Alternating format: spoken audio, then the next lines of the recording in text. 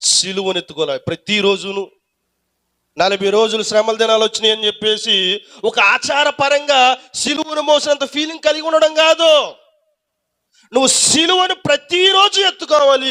సిలువ అనగా శ్రమ, సిలువ అనగా మరణం. సిలువ అంటే అర్థం తెలుసు మీకు? మరణం, చంపడం అని అర్థం.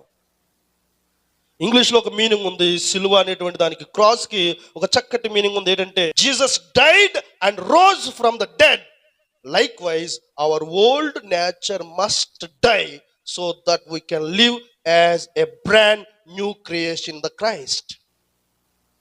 సిలువ అంటే, క్రాస్ అంటే అర్థం ఏంటంటే our old nature must die. మన ప్రాచీన స్వభావము, మన పాత స్వభావము చనిపోవడము సిలువ.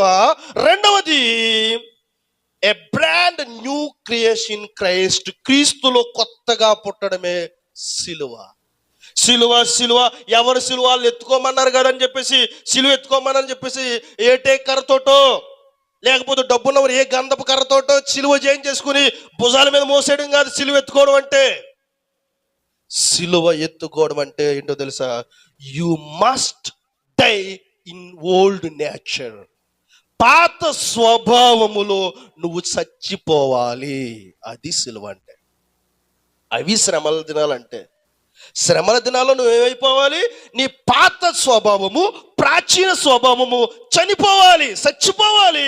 కొత్త క్రియేచర్గా, న్యూ బ్రాండ్, కొత్త క్రియేచర్గా నువ్వు జన్మించడమే